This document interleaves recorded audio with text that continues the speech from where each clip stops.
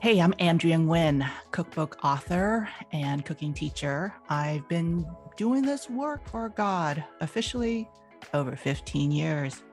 And people think I'm a legend. I don't know. I don't know about that.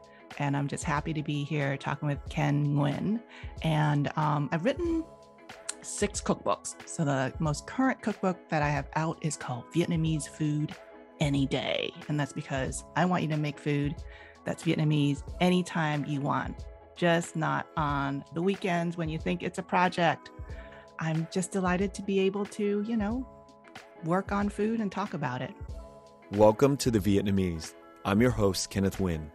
Being part of a culture of nearly 100 million Vietnamese people in the world today comes with a lot of pain, proud history, and privilege. Join me as I highlight and explore the Vietnamese experience from all over the world.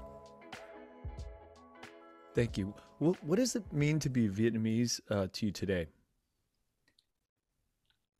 Well, my family came to the United States in 1975. We were among the lucky ones. I jokingly say that, my God, we had business class tickets out of that country in April of 1975, in the sense that we got to go get out on a plane. And things were different back then. There were, I was 6 years old, and I have spent most of my life here. And being Vietnamese today means being true to yourself, but also acknowledging that you are of a hybrid identity, with so many different experiences that, nowadays, I guess young people describe it as third culture. And I have felt that for so long, and I've worked in the space of Asian American identities for a long time, and thought of myself as 1.5 generation, not being first generation like my siblings who are older or my parents, but really having one foot in tradition and one foot in change. But nowadays, when you look at what's going on in Vietnam, man, everyone is some sort of third culture because of the internet. How do you feel about that? I mean, let's talk about architecture first. I mean, it's like when you go back to Vietnam, that whole third culture, it becomes so, it's like brackish water. We don't have a sense of, is it French architecture? Is it German architecture? Is it somebody from LA who designed these buildings? It's sort of a mishmash. You're right. It's of everything. And I get worried. I think about this. I get worried that culture, not just the Vietnamese, will get watered down because of the internet eventually. I mean, it's happening, right? It's right. Happening. And yeah, it concerns me a lot. But I don't know. I welcome change too in the same breath. Well, the whole idea with respect to food and art and architecture has for so long been this thing that morphs, right? So traditionally, Vietnamese people didn't travel much because transportation was, you either walked, or maybe you were lucky to have a boat or a water buffalo. And now people can get on a plane. I mean, COVID really restricts people, or they can be on a motorbike, but people can also travel overseas, and they can travel virtually. And I worry about the dilution too, but at the same time, there are holdouts. And when I look at stuff, when I'm researching for recipes, or when I'm in country, or when I'm talking to people here, I'm always like, when they'll say, well, I got this new dish, and for example, there's a street food, bánh tráng nướng, that I had in Vietnam. And when I first saw it on the streets of Saigon, I said, well, what is that? And the vendor's like, oh, cô ơi, bánh tráng nướng. She's like, oh, auntie, it's bánh tráng nướng. And I was like, what? And because bánh tráng nướng means to me like toasted rice crackers, or bánh đa nướng, because my parents are from the north. My mom's from the north. So here she was, grilling this little rice paper and putting stuff on it. And I was just like, I don't know about that. And I kept walking past. It wasn't until a few years later that I tried it in Da Nang, sat down on my little plastic stool, and my friend and I were in town researching pho for the pho cookbook years ago. So I started talking to this woman and I said, so, bánh tráng nướng, who eats it? And she says, school children. Afternoon snack. And I thought, oh, this is like young people food. It's, it's cool hipstery food. I feel so on trend, right? But that's a new dish, isn't it? Exactly. See, you're even asking me, that's a new dish. Yes. So then the question is like, how new is it? And where does it come from? And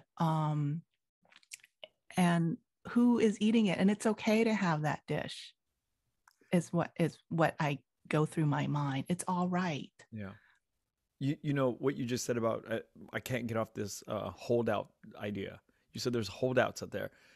Those things need to stay in position as long as possible, because I feel like, like with Squid Game and, with all of this K-pop stuff, it's like everything is, God, eroding is such a bad word, but it is if you think about it. And the more we have these holdouts, the better I think the richer life could be. There were years ago when I got this random email from someone in Vietnam, and she said, oh, you cook and you write recipes about món gỗ, so like old dishes. And I was like, well, I really like those classics and I need to understand them. So when I talk about food, and even when I'm writing a book like Vietnamese Food Any Day, where it's all the recipes are made from grocery store ingredients, you don't have to step into an Asian market. But that's only because supermarkets are much, much better equipped nowadays in their inventories to make Vietnamese food and Asian food in general. But so I always try to tell people the roots of a dish, where it came from, what was it was originally made.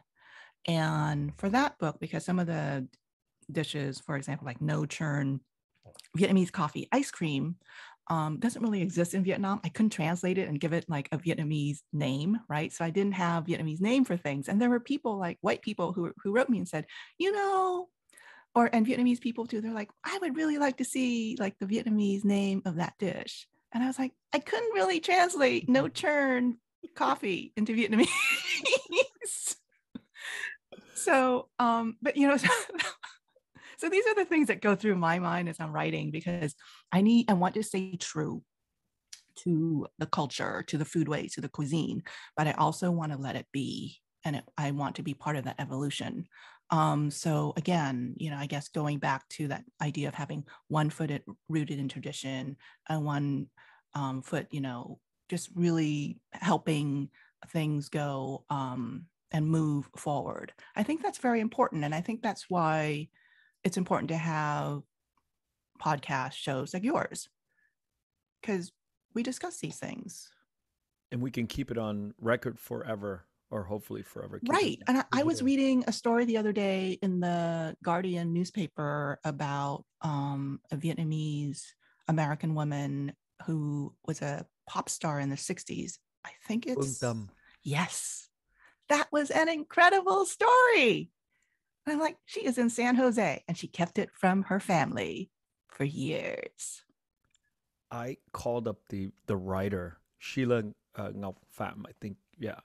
And we had a discussion. I said, the person, the subject in the article was fascinating, but the person who wrote that was somebody I had to like reach out and get to know. So, keeping all of this stuff, in this information archived in some digital, in the clouds is like the utmost important, because of this is its own little holdout, right? What we're doing is our own little holdout, and the books that you've written are holdouts to things that are changing. I think in 30 years things are going to be we're going to be living in real brackish waters. Yeah, but I think that so long as there are people that can keep having the conversation, that's very important. So I think every time I go back to Vietnam, I learn something new, but I also learn something old, Hmm. because you can still find these dishes, frankly, that, are still exist in some way or form somewhere. And so it's a matter of exploring and asking questions. And people people, like I said earlier, they didn't used to travel and eat around that much, and when I started out writing years ago on my first trip back to Vietnam, I got this 3-book set of Vietnamese regional foodways. It each article in there takes me about a day or two to get through, because my Vietnamese reading is not that good. I can read a Vietnamese recipe really, really fast, but articles, oh my God, it takes me a long time, but it is chock full of information. And so I have I have hundreds of Vietnamese cookbooks written, and books on Vietnamese foodways written in Vietnamese. And it's a goal in my life to eventually read them all. It's a goal, okay? But So it's important to me. when you were growing up, when you first arrived at 6, um, I'm sure you didn't have a clue of what you wanted to do, but did you have an inclination? I'm not sure if you really didn't have a clue, but I would assume that you didn't have a clue of what you wanted to do. But were you gravitating towards food and the kitchen a lot? I was chubby. I was a chubby child, which was a rarity in Vietnam. Vietnam, yeah. Yeah. My mom had this thing. She's just like, she was very like nutrition oriented, and the mortality rates in Vietnam and rates of were high, and kids, went hungry a lot. So my mom did everything she could to make sure that her children were well fed. And so even when I went to the wet market with our housekeeper, and we were very fortunate to have a housekeeper. And I say these things because I want people to know that there's like, there are a lot of socioeconomic disparities in a country like Vietnam. I think a lot of times people go back to Vietnam nowadays and they're like, oh, look, it's such a friendly country. And if they go to the big cities and stay in the main business areas, or like District 1 in Saigon, Ho Chi Minh City, you would just think that everything is, full of Gucci, and you see a few Rolls Royces and whatever. And like, yeah, things are great, but it's a country of differences. So Massive anyway, disparity. yes. So I would go grocery shopping with G10, our housekeeper, and the vendors were so interested in seeing me, even though they saw me all the time with her, because I love grocery shopping. They would like want to pat me or touch me, because it was so rare to see a chubby child. Now, it was very awkward. But at the same time, I got to go to the market and I got to like look at the food and the displays. And I will remember those, have those memories, keep them with me forever, because those are my first grocery shopping experiences. And when we came to the United States, I did not know that I would eventually go into food. I just knew that I liked food, and my mom got me to be her kitchen helper. She wanted to have a restaurant when she came here to feed a lot of Vietnamese people. And so she brought this little orange notebook of handwritten recipes with her. Like a lot of people, she couldn't bring that much out. And she didn't have that restaurant, but she had 5 kids, and her youngest kid liked to eat.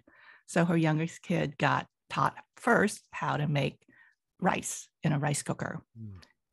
And so from there, that's how I got started. I read cookbooks from the library. We couldn't afford books from the bookmobile that came to the school. So we went to the library, and we were very curious about cooking, my entire family. So this is, I always feel like Vietnamese parents of our generation are, well, I don't know for women, but for men, they're not they're not supportive of, especially my generation, of me being involved in food. My mom was just really not having it. And when I read, when I've read about your story, I wondered, your parents both being from the north, very probably into education, and you went to USC and you got a master's. The direction of going into food is not something that is easily accepted. So was that a challenge for you growing up? Was there any pushback? Oh, they didn't even know. Hmm. I didn't know because I was a math head. I took my AP classes, in math and science, but I also took a lot of Spanish. And so my there was a point I remember when we were growing up, and my dad looked at the five of us, his five kids, and he said, "All of you, you must speak at least three languages: Vietnamese, English, and then pick up another one." Wow. And because he is multilingual, and of his generation, he knew Vietnamese, Chinese, French, some Japanese when the Japanese occupation happened, and English. And then when he came to the United States, he picked up Spanish. He's 90 and he still like Wow. speaks, Spanglish. Um, so that kind of multicultural orientation was in our family. I thought I was going to go into banking. I'm the youngest of five children, and so we got like the science people, the I have a sister who's a doctor, two pharmacists, and a lawyer. By the time they got to me, man, they were tired. And I was like, all right, I'm going to go into banking because that seems like safe. It has numbers and stuff. And meanwhile, I was still cooking. I was still reading cookbooks. I was reading the newspaper's weekly food section that came out, the LA Times. I grew up in Southern California. And when I eventually went into food and got my first book contract, my parents were like, what? And they were supportive of my idea of writing a cookbook, but they were like, you don't have a career. How are you going to make money off of this? In fact, before that, I worked in a restaurant, and my parents were like, oh my God, Yeah. she's working for $5 an hour.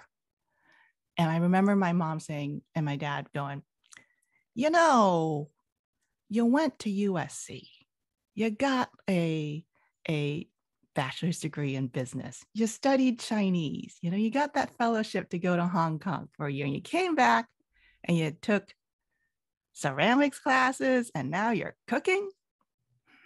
We don't want you working with your hands. That's just like not good. So, but I gotta tell you, because my dad loves me so much, at one point after I started cooking professionally, he said, if you want to go to cooking school, I will pay for it. Wow. They didn't have that much money. I was a scholarship kid. We were all scholarship kids through USC. So that was a huge thing for him to say. Yeah. I'm getting goosebumps hearing that. Yeah, I'm very lucky. But even so, after I published my first cookbook, Into the Vietnamese Kitchen, in 2006, and it was like a finalist for a Beard Award and 2 IACP awards, that stands for International Association of Culinary Professionals. Those are like the Oscars and Emmys of the cookbook world. My parents were like, oh, they were so proud of me. And my mom, was like telling all her lady friends, you need to get this book for your kids because they don't know how to cook. This should be in their dowry, she kept telling her lady friends. But on the side, they were asking my husband, is she going to make money soon? So, I've been doing this for a while, and they are very proud of me now. They got it. What neighborhood did you grow up in Southern California? I grew up in a little town called San Clemente. And so we came and settled, and we were in the Camp Pendleton You didn't go Marine very base. far. Yeah, we didn't go far. Because my dad was like, Right oh, up the road. right, exactly. My dad said, oh, look, there's this little town. If it was good enough for Richard Nixon, it's good enough for me. Wow, what a And beautiful town, though. it What a is. They gorgeous still town. live there. They Oh, still you live still live there. in San Clemente? Yeah. Oh my God. Yeah. Yeah, it's a beautiful town. What can I say? It's on the, right by the water, and just a small, quaint Amazing place. Well, the weather is so wonderful there. And my mom, she says, as soon as the moment I got to California and to this area, and the weather was so fine in April, May of 1975, she said, I really didn't want to go back to Vietnam. Because, she had like grown up in either hot, humid, cold. In northern Vietnam can get incredibly cold in the winter.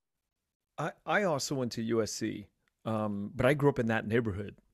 You Oh know, my God. rough guy. Wow. Yeah, it's a rough neighborhood outside of USC. But Wow. Like K-Town, Vermont, Hoover. right around, yeah, we moved 3 or 4 times, but yeah, the last place we lived was third in Vermont, so Yeah. New Hampshire, yeah.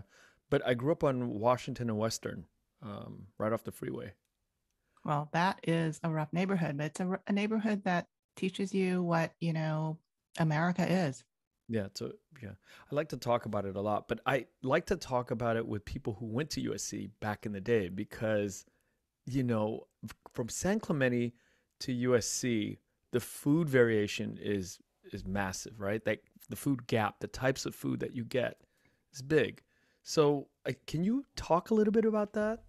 Um, Sure. So when we came here to America, there was no Little Saigon. There was no, you know, none of that in Orange County. And so we lived about, as you know, logistically, like about 45 minutes from Bolsa in the Orange County area. And so my mom did a lot of cooking at home. And then we would hop in the car, our first used car, and we would drive to LA Chinatown to load up. And we would eat dim sum at this restaurant in Chinatown that a dear friend of my dad's managed. And then we would just pile stuff into the trunk and drive home. And then my mom would unpack and all that stuff. In the first like few months, it was la choy soy sauce and Texas long grain rice, but it was fine. yeah, It was just fine. it worked. It worked, yeah. And when we moved, we didn't move, but when I started going to school at USC, we were living. I was living with my sister and brother in an apartment, sort of close to Monterey Park, and just suddenly there was just we could go to Monterey Park, San Gabriel Valley to eat, and Chinatown, and it was great. We could have pho whenever we wanted to. But I gotta tell you, it wasn't as good as my mom's. It never is. No, It you never is. know, you can go out a lot, and I love going out, but it will never be made with the same kind of small batch care. And I think that's a difference between home cooking and restaurant cooking. Um, and people need to be aware of that. And fillers too. Yes. There's fillers. Oh, I think well, people don't realize. I talk about this. I try to be an evangelical about this. So when you take pho back from a restaurant, like the first thing I do, like if it's a new restaurant, I'll let it cool down and put in the refrigerator. And if there's no there's no gelatin, then I'm like, maybe there's no bones that it was made from. it was thinned out. I mean, like with pho, because you're a pho guy, I know you're a pho guy. You're Not to be confused with the pho guy. right, not pho guy, but pho guy No, I'm kidding. with ngõ guy. You can say you're the ngõ guy pho guy, and um, it is the practice, right, of professional pho people to thin out that broth. So they are going to, because the bones are expensive. Yeah. So when I was doing research on pho in Vietnam, people in Hanoi, they were cooking up the broth with pork bones, Wow. and then they would add the spices at the end. And I said, "How come you're using pork bones?" And they said to me, "Chị ơi," they were like, "Chị ơi, xương bò thì Mắc quá. mắc quá." Dakwa, dakwa. Hanoi speak, my friend. Yes. Yeah. And they're like, oh, beef bones are so expensive. We use pork bones and it's natural. So then that the flavor is different, Yeah. right? More Um, hutiwi. yeah, hotui, but you don't want to say hotui in the north because that's you can get those are fighting words. Fighting words. But it's a different flavor and it is a lighter flavor. It's the broth is. But anyway, so I don't thin out my broth, but when I make it for my mom, oh man, I know she will dilute it. Sometimes I used to do a long simmer and I will do a long simmer or use a pressure cooker. And the pressure cooker extracts a lot of flavor and gelatin from the bones and cartilage and stuff. But I always do a second cooking of the bones, even just because I know my mom is looking to dilute. So she's got almost like nước mắm, first pressing nước cốt, and then, second version. So then she can blend it. But for me, I just do one and I don't dilute it. And it's a difference. I really do love talking to you. The whole nước cốt from the first press of the nước mắm, it's these kind of details are so, again, it's like, God, to be able to capture this right now for me is so wonderful. I'm wondering why your mother wants it diluted. Oh, simply like all the other people out there, because they want to stretch it. It takes so much time, so much money, because it all boils down to time, mostly money. Because she knows I use grass-fed bones, beef bones, for example, and she has prize bones. But of course, and she knows the bones at the Asian market are not as good as the bones I used.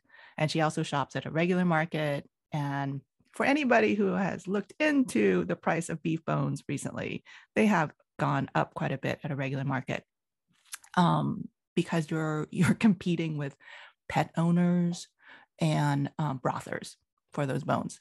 And so marrow bones cost a lot. So she's going to dilute. She's always diluted it, and that's what people do. They make the argument is, I'm going to make a concentrate and then I'm going to dilute it and then I'm going to season it with extra nước mắm and đường sugar, like rock sugar, đường phèn, and MSG and My salt. mom will make a triple batch and then average it out. So she'll just keep doing it and she'll do it 3 times. And I don't even know if that makes any sense, but she does it. See, I mean, everybody has their own thing, and every mother. And I think that it's really important for people who have access, a relationship with a Vietnamese person who makes pho, to ask them. The way I make pho, I make pho many different ways, but I'm in my early 50s. I'm in midlife, and I actually make my own pho, and it's going to be coming from a different place than someone who is in their 70s or 80s. Absolutely. I realize that when you talk about recipes and putting together ideas of making a dish, you always talk story. In all of the videos that I've watched, it's like you somehow manage to magically insert some story into everything. And that's like a very it's a very warm technique to get us viewers and readers hooked into. And now I think I'm spoiled thinking about the way you present things, because now I can't eat food without the story. I'm like, this needs to have some sort of explanation on why it's in my face, in front of me.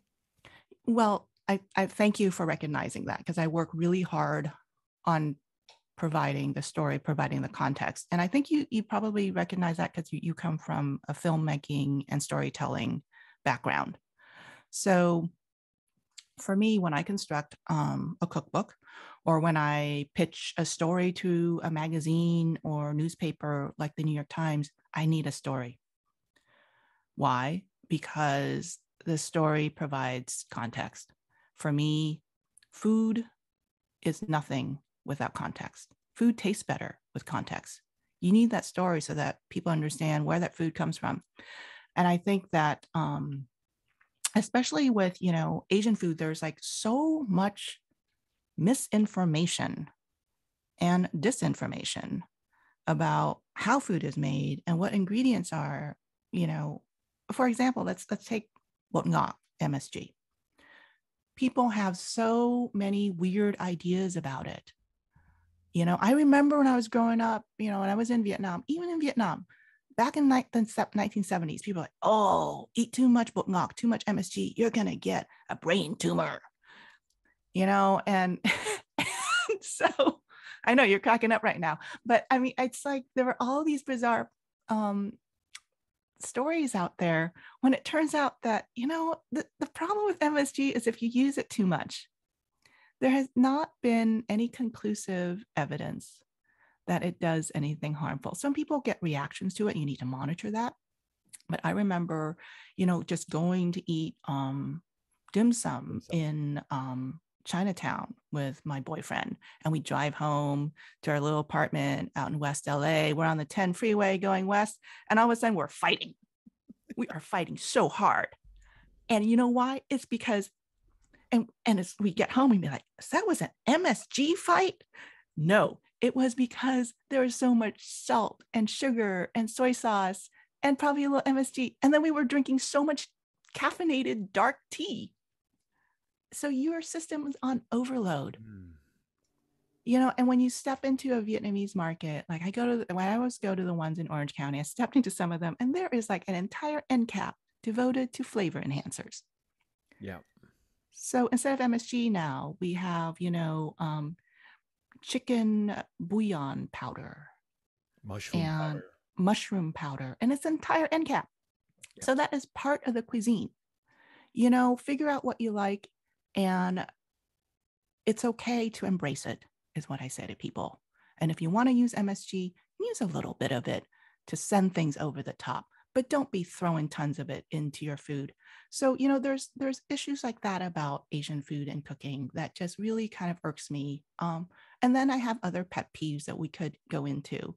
And I'll just mention the one pet peeve I have that's on the top of my head right now, because I think about this stuff, probably keeps me up late or, in the middle of the night. Vietnamese giazao should not be called egg rolls. Yeah, I've never understood that. But okay, so where does spring rolls and egg rolls and summer rolls come? Where does that terminology come from? Well, I think that this whole thing of summer rolls came up because people were thinking of spring rolls. And then the problem is that no one wanted to just translate the gai cuong as salad rolls, because literally that's what they mean, salad rolls, right? Gai meaning a salad, cuong meaning roll, but that sounds awkward. And the Chinese have spring rolls, and then the rice paper wrappers, bánh are oftentimes labeled spring rolls. The problem is Chinese spring rolls are a wheat-based wrapper, and spring roll chunjuan in Mandarin Chinese is a very thin wrapper, wheat-based, as I mentioned, and it's used primarily for deep fried items. So if any of you have ever made giazao old school style with rice paper, it is a feat of daring do. And if you have someone make it for you with rice paper, you need to thank them, because it is so hard to fry up the rolls without them busting. Breaking, busting, and it's a real treat to have them that way. But a lot of people take shortcuts by using Chinese spring roll wrappers or lumpia skins. Lumpia skins are made out of wheat, and they come from Chinese spring roll wrappers. Egg roll wrappers. Egg roll wrappers are Cantonese. Spring roll wrappers have no egg in them. So whenever I hear people say, oh yeah, I love Vietnamese egg rolls, I'm like, we don't, that's just not the thing. Just call them, I don't, it's really weird. And then the other thing is I have a whole book purchased in Vietnam about giazao. So in that book, They include jazza wrappers as being bánh tráng and also like wheat-based wrappers. So it's like in Vietnam itself, this is all changing too. And if you go from region to region, there are different kinds of bánh tráng wrappers. So it's really fuzzy. It's brackish in a potentially good way. But I wish that people would just stop calling them egg rolls and summer rolls. Just call them gai cuốn, salad rolls, whatever. Gai cuốn would be really great. But gỏi cuốn has a very specific. I've never even thought about this stuff. But gỏi is salad and cuốn is roll, and so that's a very specific thing. But now I'm thinking about it. What the heck does chả giò mean? Well, chả is like the meat a sausage, and then zaw is it's the sort of the mixture pounding, pounding right. So it also means za also means something that is sausage like. So the shape of it and the filling. I think about this a lot. So I'm glad you asked me, because this is, it's a tough thing. And jazza is the term, it's Saigon. So once you get up to the north, it's Nam Giang. Okay. So then it becomes like this totally different thing. And Nam also refers to sort of like a mixture of powder? meat. Oh, okay. Not a flavor. Like Nam chua. Right. Yeah. So it is very complicated.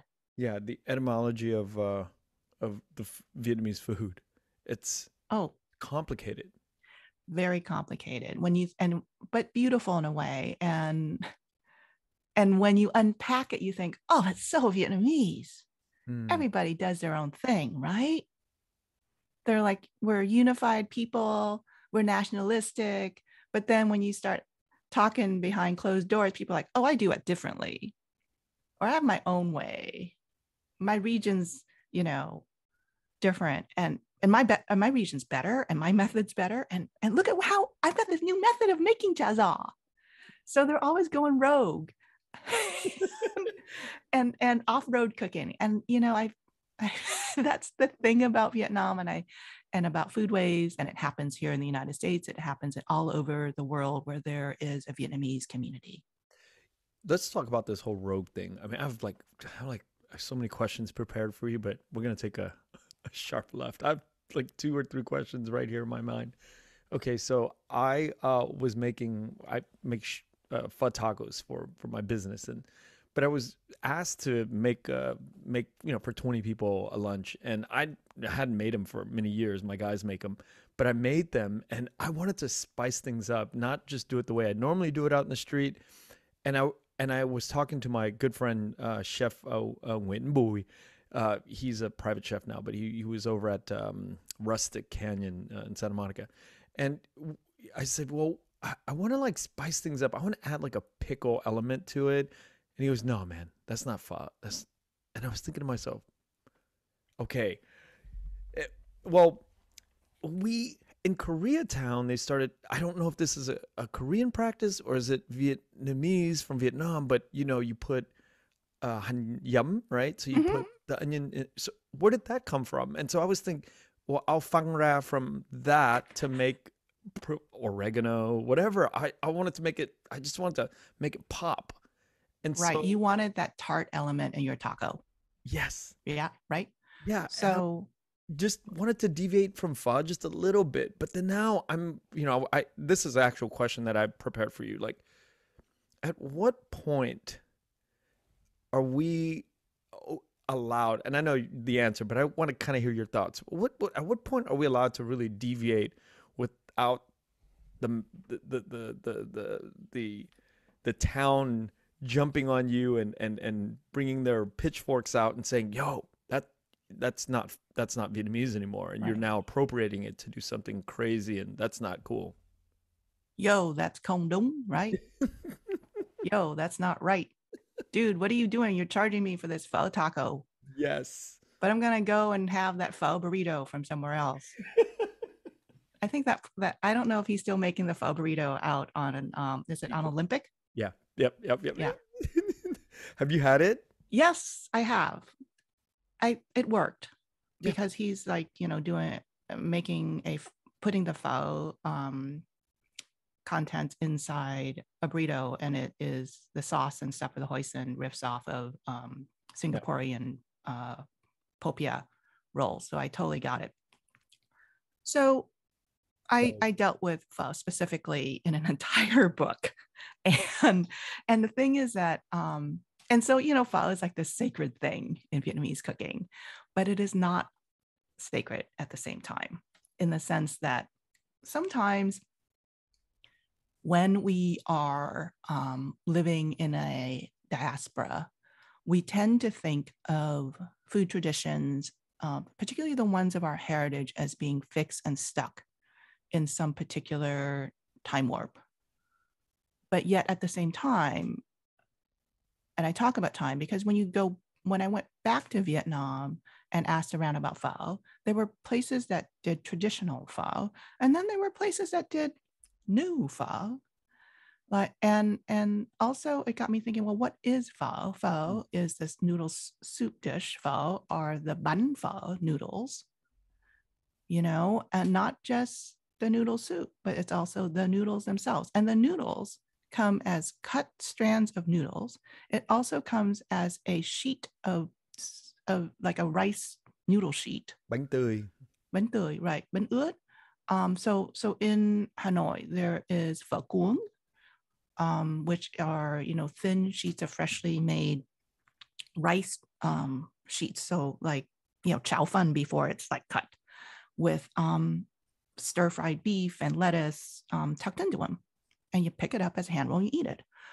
In Hanoi, there's also a pho cocktail that I paid over $20 for. Wait, alcohol cocktail? Yes, my friend. Wow. So in the pho cookbook, I write about all of this because I want people to understand that pho does not stand still. And in LA, there was a chef, a woman chef, who I believe started making a pho dip sandwich and a pho banh mi. So then I thought, okay, I'm gonna do that, and it's but and when you're off road and when you phang ra, when you're going rogue, you gotta say to yourself, is that pho-ish? So in your taco that works, what are the elements in there that say, oh yeah, that's pho to me? The flavors of pho. Flavor, It's just the cuts of meat, the feeling you get when you bite into it. There's bean sprouts, my own special hoisin. When I eat pho, I mix my hoisin a certain way, and I know it's not like kids have copied me in my family, so I knew that it was something that would catch. And so I get asked that a lot. Oh, what is that? That's not like typical hoisin. There's lemon, there's different things that I put in that makes it mine, but it's still in the realm of pho. right. But when you throw like oregano in, but now we're talking like fusion from a Vietnamese. I'm Vietnamese and I'm making a fusion taco.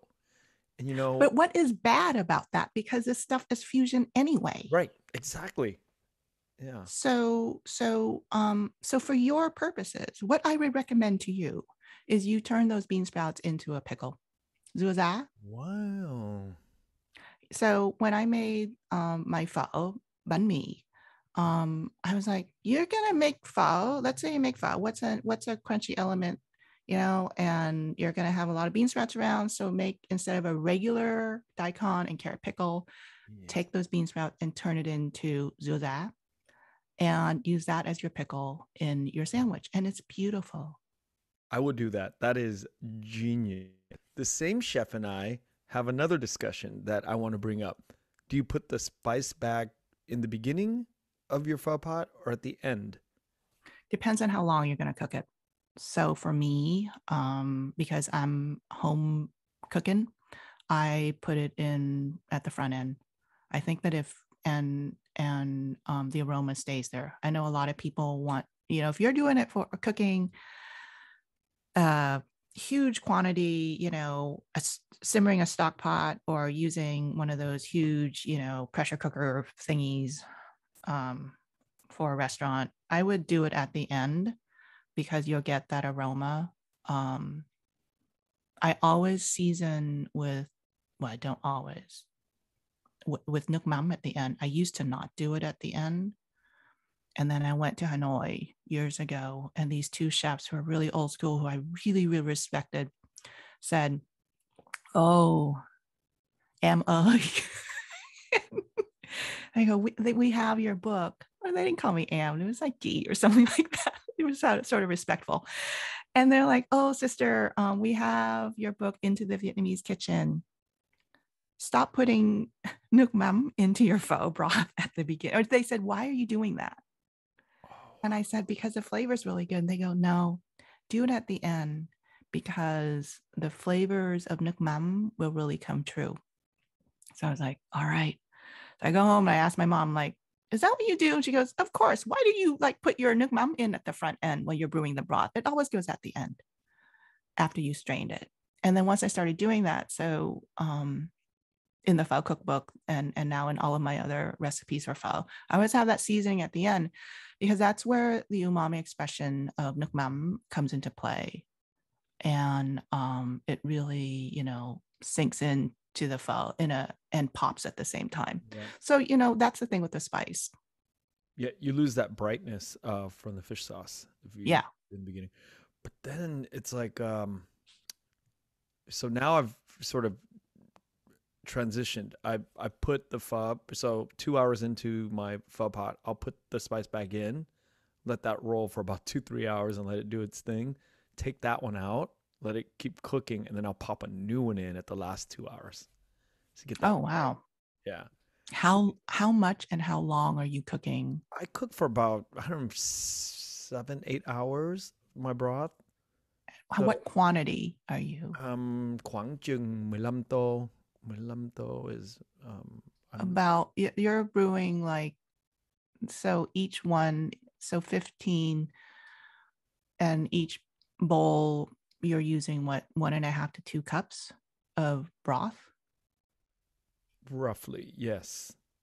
So you're making like 8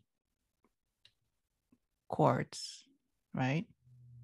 So 2 gallons. I mean, that's a long time to brew. I don't brew that long, but it just depends. I do 15 pounds, 10 to 15 pounds of bone. Yeah. Okay. Yeah. So that it just depends. I don't brew that long, but it depends on your fire too.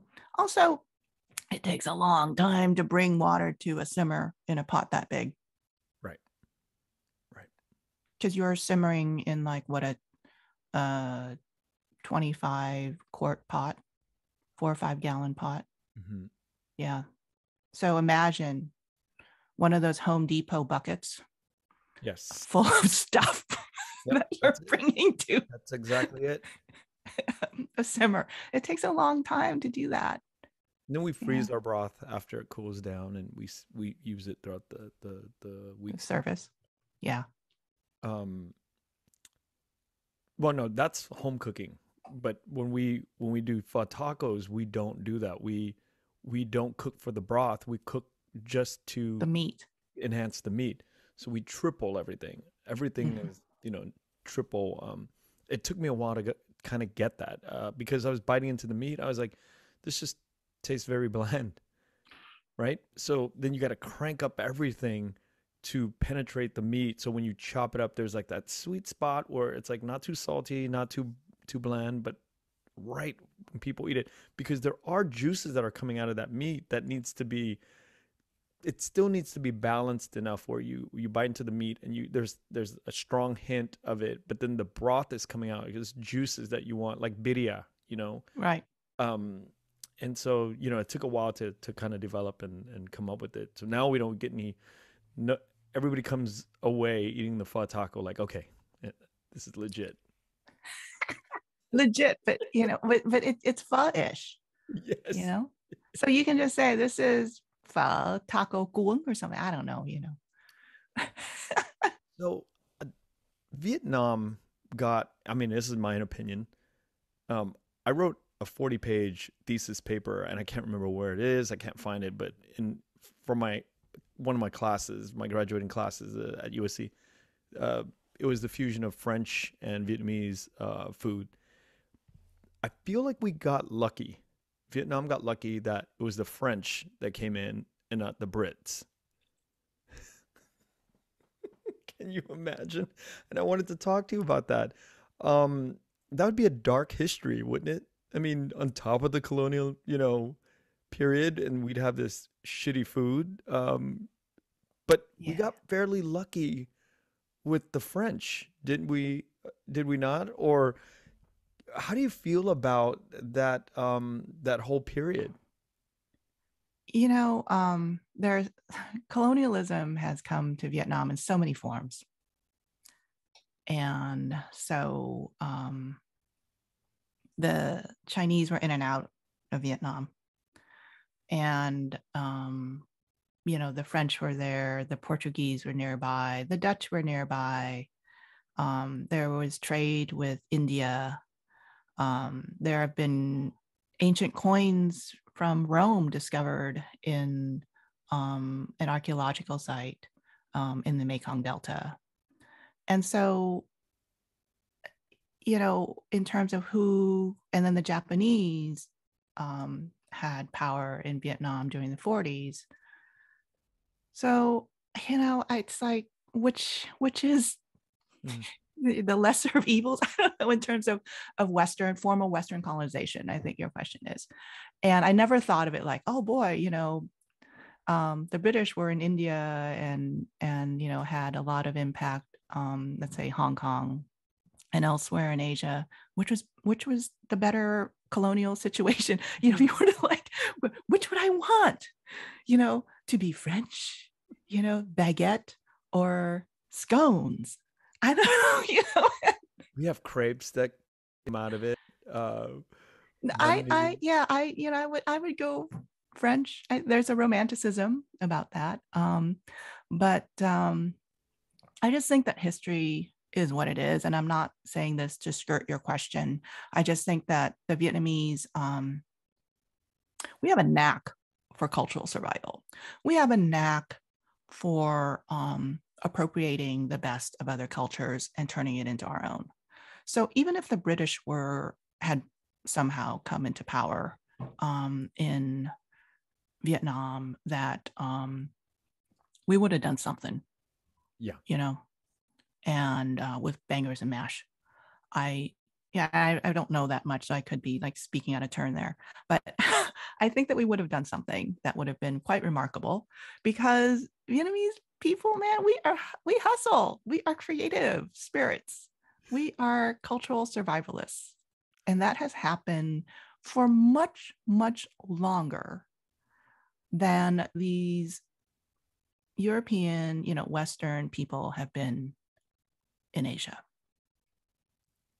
The longer I do this work with podcasting, the more I realize that there's an actual range of activities that people like you're known for your food, the writing. You're known for a very particular niche in life in terms of career work. But beyond that, I always discovered that there's much, much more happening to the left and to the right, to the back. And, what music do you listen to? What sort of hobbies do you have outside of food? Well, when I listen to music, if you look at my Spotify lists, I listen to the food, the music, when I'm cooking, when I'm cleaning my kitchen floor, because I clean my house myself. A lot of people think that the work that I do is very glamorous. But I am, I do it myself because it's part of it's a meditative thing for me. Also, I can't afford, to have folks work for me in that manner, unlike you, Ken. But anyway, so I listen to 1980s, stuff. I grew up in Southern California, like we talked about. I listened to a lot of K-rock, KROQ. I also listen to disco. And, I like the Bee Gees. ABBA, not quite so sure. They're a little too cheery for me. I like them enough to sing along to once in a while. I also listen to Honky Tonk, which Really? surprises some people How did you get because there are exposed to honky tonk? messages in honky tonk music about love and loss and dreams. And it's kind of old music in many ways. Um, One of my favorite songs is the Harper Valley PTA song that speaks about this woman who wears her mini skirt a little too tight and a little too short, and the PTA doesn't like her, and she goes to the PTA meeting and shows them how much of hypocrites they are, and she uses the word hypocrite and rhymes it in the song, and it's written by someone else. But I mean, it's just I that is what inspires me. So there's a little bit of I'm a little bit of a misfit. Yeah, and I watch some of these videos that you do, and there's always like a hint of like some double entendre, like wanting to come out when you talk. I catch it all the time, and I'm like, it's funny. Thank you. I, I try to be, to put people at ease. A lot of times people come to me when they meet me and they're like, "Oh my God, you're such a hard ass. Do you really make tofu from scratch every week?" And I'm like, "No, I buy it. It's okay. But I do know how to make tofu and it's delicious. So you should try it too." Same thing with making dumplings from scratch or making jazza from scratch. You can do it, you know, because all it takes is practice. All of it is doable. It's the cleanup that kills. Oh yeah. Well, tell me about it. I It's cleanup, and you want to Cleanup. cook efficiently. Yeah, it's brutal. Otherwise I'd cook every day. I love cooking, but it's the cleanup that just drives me crazy. I just stopped. Um, I want to talk about Chinese. I'm married to a Taiwanese woman, and I'm very kind of I'm very aware, and I'm very I get alerted, not triggered, but alerted when I see somebody so Vietnamese, but really understanding the Chinese, like the way you spoke. You mentioned a word earlier, in you understand the etymology of the food, and how it goes back into the Chinese culture and dumplings. And so I wanted to ask, like, okay, so where did that all come from? Oh, very simply. When I went to college, I wanted to study Vietnamese because my Vietnamese was so like stuck in second grade. And I think now it's probably at third grade level. Um, with my spoken Vietnamese.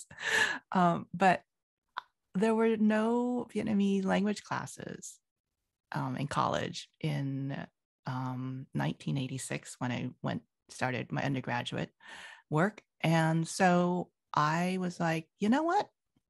I took 4 years of Spanish, and Spanish is spoken so much in America, especially in California. And I thought I got that down. And so I'm going to take Mandarin Chinese because what is one of the most populous countries and peoples in the world who speaks, what language is spoken a lot? And it was Mandarin Chinese. Yep. So I took years of that and ended up going to Hong Kong on a fellowship after I graduated.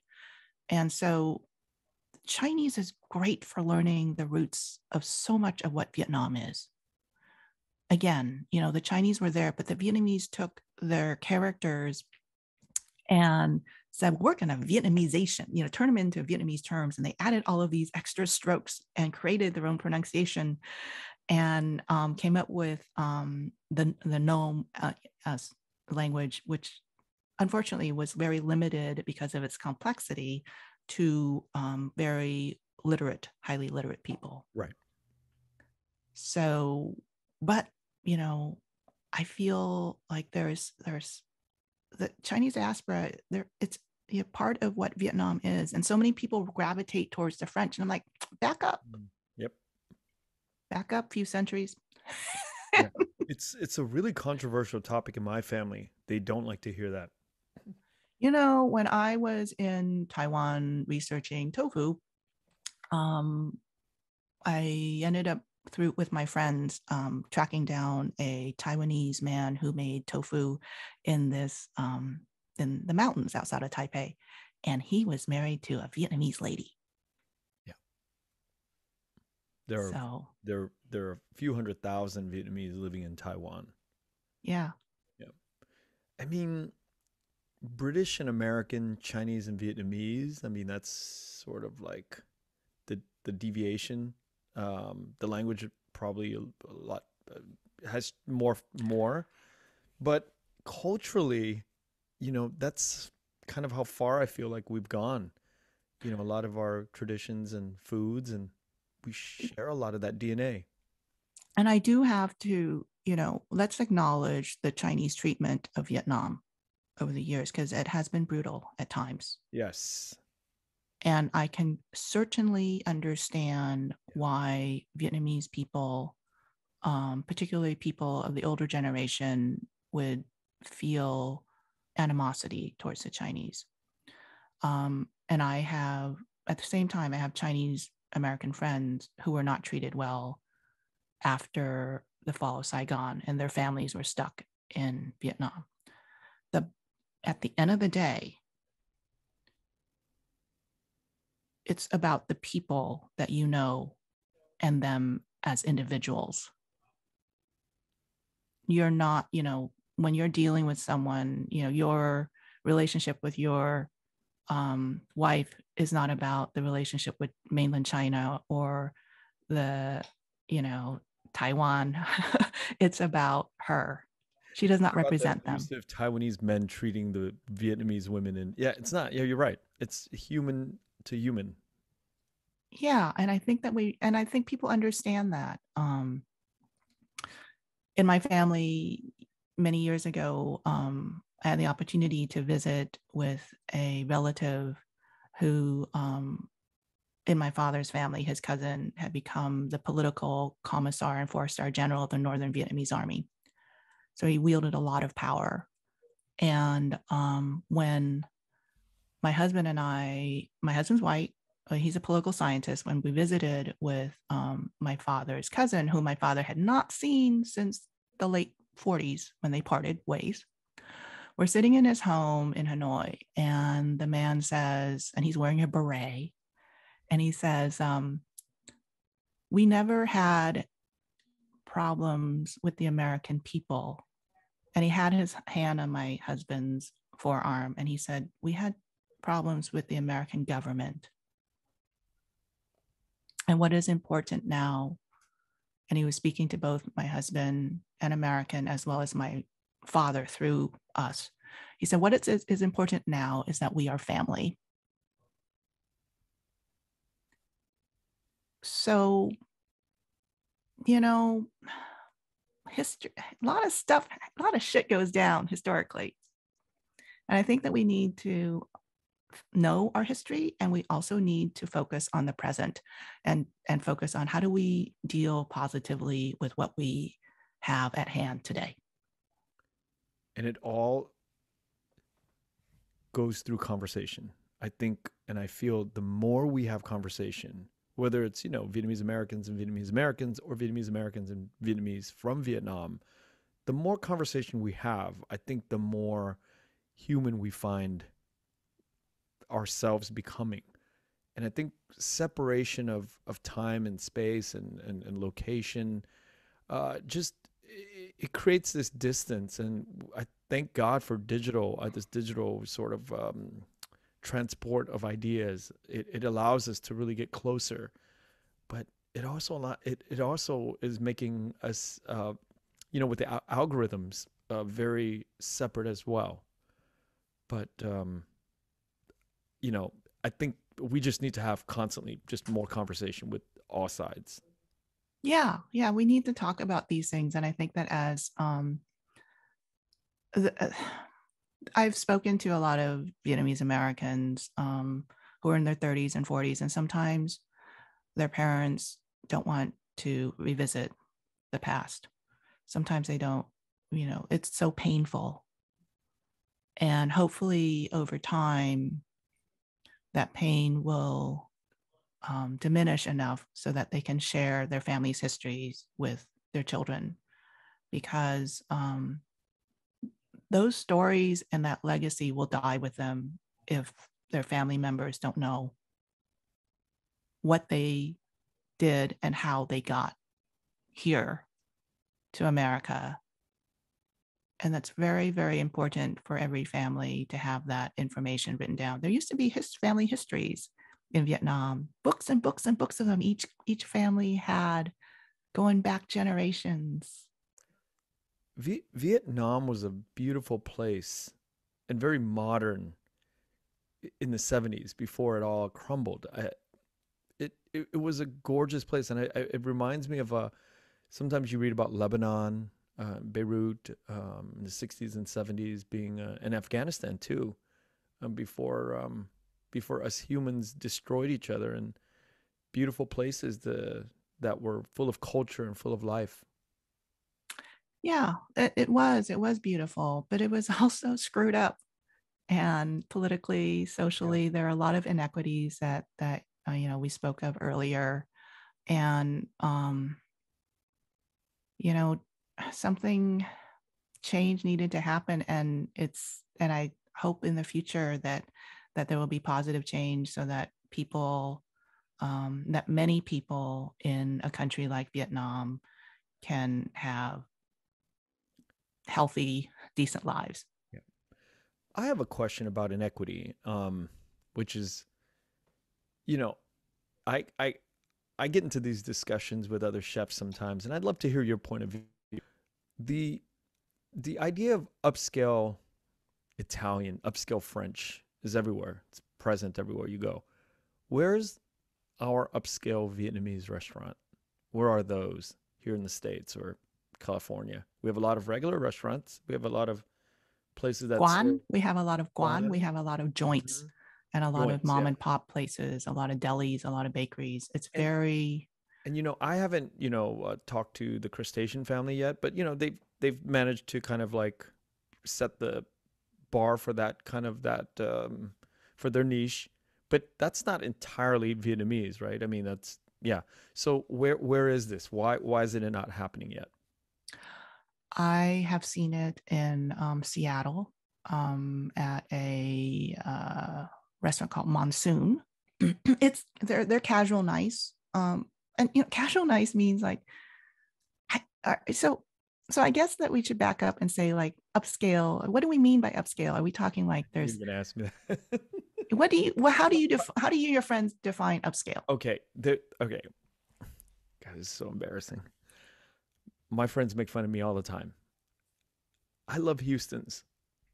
I like that. I have been I've been to the places that are higher end. I just like Houston's. I just love.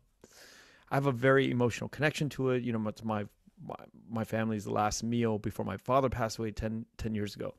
So, and we've always went there for different celebrations. But I like it. That is not upscale. That is just like middle of the road a little bit. It's probably $70-$80 to eat there now per person. Where is that? I'm not looking for the $150 or $200 meals, but just even that, is there something that exists like that? Well, there's Slanted Door in San Francisco, but yeah, Slanted Door is more Chinese Vietnamese, because that's the Charles Fan and his family are Chinese Vietnamese, some Dalat, first generation. And Monsoon, Eric and Sophie Ban, they are also Chinese Vietnamese. And they have that 2 monsoons and then 3 more casual, fun places called Ba Bar. And and then there's also a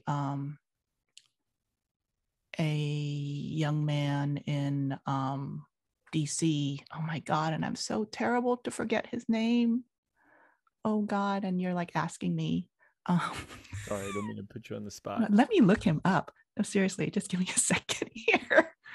I think Thank it's you for like doing this. it's I hope it's not a difficult conversation to have, but I do, talk about this with my friends, and $200 meal, $300 meal. yeah. Finicite, it doesn't fall into that, although she is Vietnamese, but Yeah, Vietnamese Min is doing something is, else. yeah. Of But it's Min food. yeah, it's Minh food. But where is the Finicite of the Vietnamese world? I mean, if we're going to define upscale and, something like that, Yeah. or, Um, or does the tradition of the food doesn't lend itself to phang ra, to the upscale? but there are nice Vietnamese restaurants in Vietnam, right? They're like you pay I money don't in know. Vietnam. I don't know, like, which Like if ones you you talk. go to the fancy restaurant hotels in Vietnam, in Hanoi, in Saigon, there are fancy Vietnamese restaurants. In DC, there is a chef named Kevin Tien at a restaurant right now called Moon Rabbit. And before he had a really wonderful spot doing pop-ups of like higher end Asian American and Vietnamese American dishes. I think he is extremely talented. He was a Food and Wine magazine among their 10 best new chefs a couple of years ago. He's an Eater Young Gun semifinalist and has done, stuff with the James Beard Foundation. So he's someone that I would totally be looking at as someone who could come Cool. out and do that kind of high-end Mhm. work. But let's get back to like why there isn't one. Yeah. People don't want to pay for it. People don't want to pay for it. Yeah. Yeah, Sean Pham tried it in Little Tokyo a few years ago, and we got into it. We discussed it, and yeah, year and a half or so, and it's a tough business. It's very difficult. And I know that when Eric in Seattle had a Bob Amon, a high-end Bob Amon Wow. restaurant that he wanted to do like a Vietnamese steakhouse. He got so much lip for it. And it was this beautiful, beautiful restaurant that he put together, that he built out. And he ended up, So it never saw the light of day. no, it ran for a number of years, but Seattleites just didn't really take that much to it. It was an incredible concept. But so there are, we have to support this stuff. If you're going to go out and you're going to eat sushi, or you're going to eat, handmade pastas, and you're going to even eat a $20 bowl of ramen, my question is, how come you're not willing to pay that kind of money for Vietnamese food? You can make a $25 bowl of pho, and there really would be a distinction between the $12 bowl and the $25 bowl. For real, I can imagine it. I think about that all the time. But Yeah, why but would there are they going pay? to be people who go, Yeah, God, I could have made that for $5. exactly. And why would they pay for a $20 bowl of Japanese ramen and not a $20 bowl of pho, knowing that if you made it with like the bones and the all of the things that we talked about, why wouldn't people pay? Do you think it's a cultural branding issue that we have? Well, you're deep in the restaurant business, and you know how many covers that you need to make on a daily basis during service to turn a profit. And there may be people who will be willing to pay for that kind of food, you and me included. But how many of us Yeah. are there? Or is it not just Vietnamese people, but is it the broad society saying, God, this is going to get touchy. Are they saying that it's Vietnamese and Vietnamese food doesn't deserve to be at a higher price point? And Oh, because it's always going to be cheap eats. yes, exactly. That is a problem, but Pig and the Lady in Hawaii has got some fantastic stuff. and the price point's a little higher, but you're really getting you good value. Yes. And what was, you said good value. So then, what does that mean? Like a lot of food? Oh. No, the See, flavors pop. The flavors, the ingredients, it really pops. It does its job. Like the banh mi pho dip that you had mentioned earlier, they do a version of that, and it's just amazing. It really, really, and I'm not saying it just because I know the family, but it's really, really good food. Um, but yeah. there's So I not mean, a I lot think of that it. I think that Vietnamese people need, where there are plenty of people in the new generation that can afford to support these restaurants, and that they should go out and support them. And at the same time, they should also support the mom and pop restaurants in Little Saigons, because the cost of running an eatery, a food operation, is rising, and you have to be willing to pay more. You can't like be paying $3 for banh mi Yeah, sandwiches for the rest forever. but Little Saigon, that food scene is a different conversation. I think that's a different altogether. It's like I feel like it's a race to the bottom, price wise. And I have, when on the few times that I've talked to food operators in Little Saigon, I will say, you don't charge enough. Yeah. I want to pay more. But how can you if you're not competing and you're not making a living? There's so many restaurants in Orange County, Little Saigon, for better for worse. I mean, for the people that eat there, like me, it's awesome to get really good food for cheap. But again, it's a race to the bottom, I feel. Yeah. And I always try to tip extra. Yeah. And there are a lot of Vietnamese people within the community who are living on a very limited paycheck. And so they're going to these restaurants, these bakeries and other places to buy bánh cuốn, bánh cuốn that is handmade, steamed bánh cuốn that should be costing like $10 a pound, Yeah. and yet it's only like $4, $4.50 or something. So, I think about that, and I think that people who can afford to, should put a little extra money in the tip jar, but there isn't like even a tip jar. I mean, it's Or worse, there's a tip jar, but the owner gets it. There's that right. too. Yeah. Yeah. So it's, Shenanigans. Yeah. There's a lot of yeah, there are a shenanigans. lot of shenanigans too. And I always want to be able to support crossover restaurants, like the ones we've talked about, and hopefully others that are popping up. And I know that I am not keeping up tabs with every one of them because of the pandemic. I only like look on Instagram, but I feel like we need to be cognizant of this stuff and support these restaurants, whether that's, including going there and doing Yelp reviews.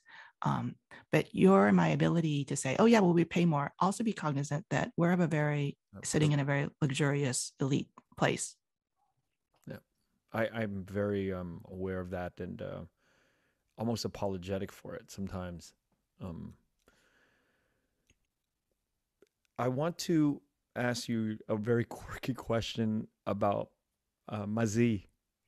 I came across one of your episodes and you talked about it, and I'm like, it's really big in my family to eat with Mazi or Magi, or I'm not sure how it's spelled, but there's different versions of it in supermarkets. There's the $23 bottle, 17, 12, $4 bottle. There's so many versions of it, and I think it comes from somewhere in Europe. Is it a Dutch brand, or I'm not sure? But how did it become so quintessential in our food? Well, that was one of the benefits of the French moving around. So, Magi, that is a condiment that was developed by a Swiss miller in the late 1800s. And that was a time in Europe when people, due to industrialization, could no longer be at home cooking and making soups, long simmered soups. And so he came up with maji as a way to just add a few sprinkles. If you look on the bottle, it says all you need are a few drops. That's like a slogan that goes back like many, for a long ways. And the same thing with the nozzle at the top, so that you just dispense a few drops and it like provides this umami depth to your food. It's a particular flavor. During that era, there also developed bouillon cubes. So I remember when I was young that the whole notion of like bouillon cubes, maji cubes and maji, the condiment, were like a really big deal because they were like expensive import products. Yeah. And in Vietnam, we only had like the French one, right? Here we came to America and we didn't have the French one for a while. So we had the Chinese one.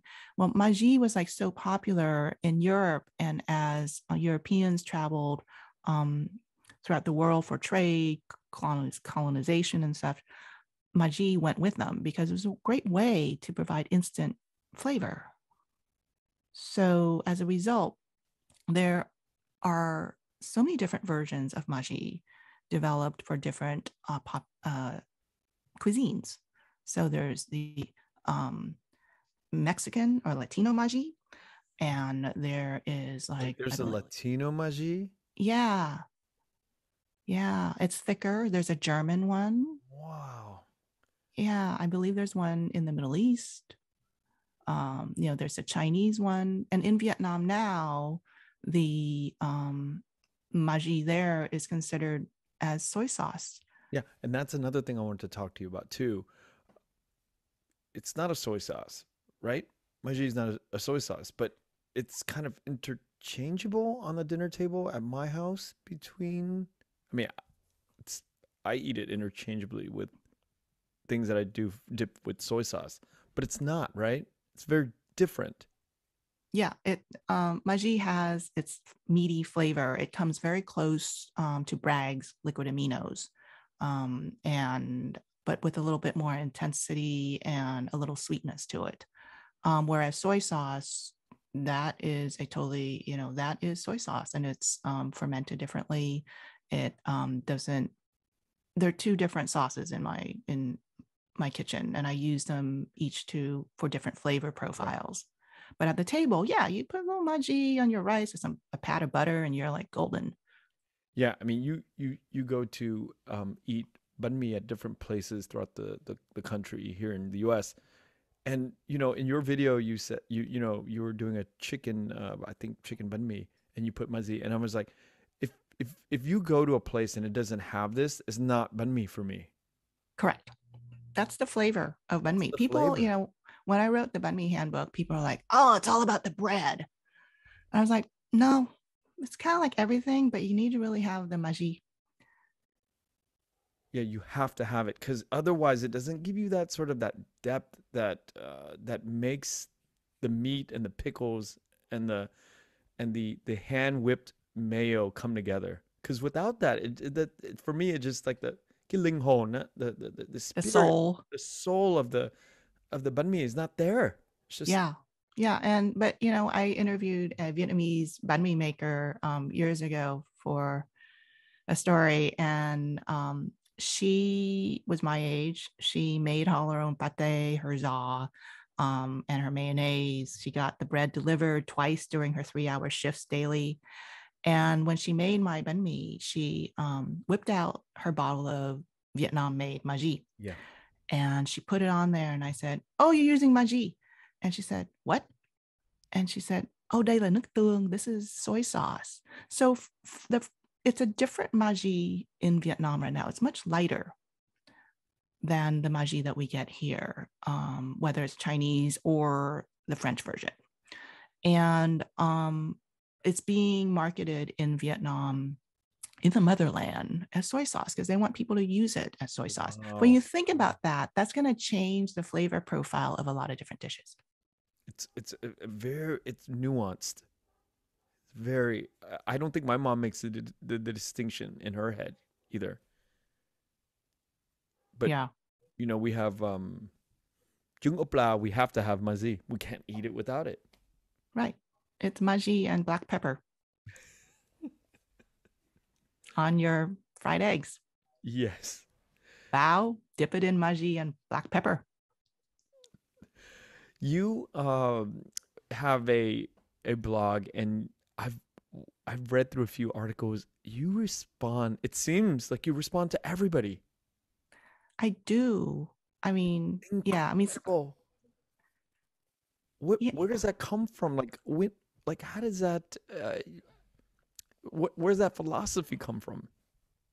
because I think that if people are going to spend time writing, except for the spammers, okay. I mean, I've had a Right. lot of like spammy comments over the years. That website's been up in existence for many, many years, and nowadays people don't comment that much, to tell you the truth. Oh, But oh. and when they do, I take time to respond, because I think that that takes effort now. Um, and I always want to communicate to people that vietworldkitchen.com is a site for sharing information. Nowadays, like, I have a presence on social media. And so people, I always like to hear what people say. When social media was getting going, I was like, oh my God, I just want to stay in my office or my home and read my cookbooks. And that social media was just like this waste of time. But I learned so much, and having a platform is really important for me to engage with people. Authors in the past would just write and have very limited engagement with their readership. And nowadays that it's 1,000 times more active. Has its pluses and minuses, because I try to pay attention to a lot of voices. But that said, I am very lucky to have smart people always looking out for my back. Got to tell you that. Well, I am, impressed, but you're just a few years older than me, but you have it. You understand the social media space very well. I just recently got onto Instagram, which I regret not growing with the platform for the last decade or however long it's been around. So I've taken, I'm aggressive at TikTok now because I can't let that boat. And it's important just to grow as a human. We like to, as old folks like to talk shit about these new things, but I mean, at the end of the day, it's important to tune into new music and to tune into new restaurants and to tune into new culture, but keep the holdouts as well. Yeah, we're not that old either, Ken. I mean, you tend to think you already have Yeah, family and stuff, but it's I'm so all glad to hear about that. that what you have at heart. I mean, my mom's 87, and she's, learned to use Google recently. And she's like, I Google everything now on her iPad. And she called me yesterday with a question about something she got from Amazon that I ordered for her. And she goes, it came and it was like all yucky. And she goes, do you want to see it? Let's FaceTime. And I was like, all Wow, right, ma'am, you got it. that is nice. That's really nice. Andrea, thank you so much for spending time with me today. It's almost been 2 hours and it went by in like a breeze, a flash. Well, thank you. And I hope that I provided some entertainment. I do this for me first. I have these questions about life and people like yourself who've lived quite a bit of it in the niche that you're in provides a lot of insight, hopefully for myself and for my children and for the history of our people. And it's invaluable to me. Well, thank you so much for reaching out. And it was a pleasure to speak with you and, dish a little bit of Vietnamese angst. Thank you for listening to The Vietnamese with Kenneth Nguyen. The Vietnamese is produced by Brittany Tran and Javier Proenza.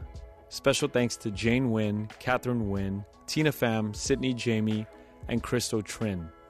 Please find us on Instagram, Facebook, and TikTok at The Vietnamese Podcast. You can also find us on YouTube, where you can subscribe, like, and comment. Please rate and give us a review wherever you find our podcasts. Thanks again for listening.